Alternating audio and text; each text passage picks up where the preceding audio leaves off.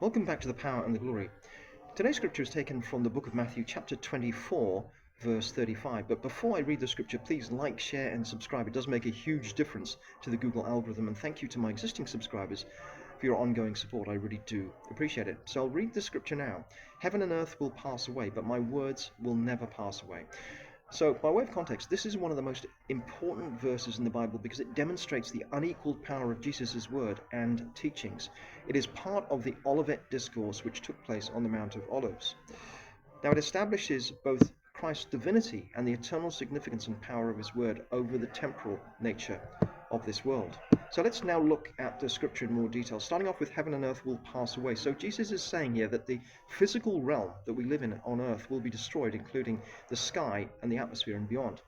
But my words will never pass away. So unlike the earth and heavens, Jesus' words are more powerful and long-lasting than the physical realm, and they will outlast the destruction of the earth and the heavens above.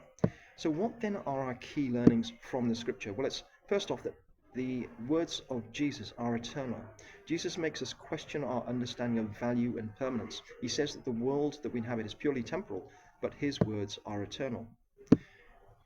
The second key learning is a claim of divinity. In describing his words as more powerful than creation, Jesus is claiming divinity as someone who existed before creation and will outlast its ending. We can see this theme echoed in John chapter 1, verse 1 and John chapter 8, verse 58.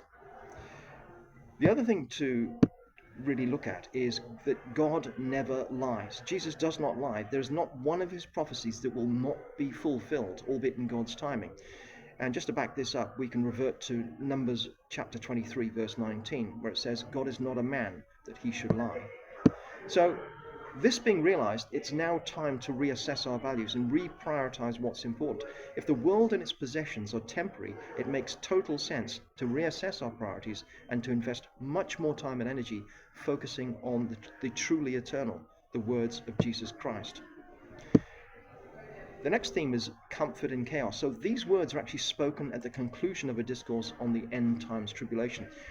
And they should give us comfort that Jesus and his word and promises will outlive the chaos and destruction that will surround him, and so will those who follow him faithfully. The final point is this.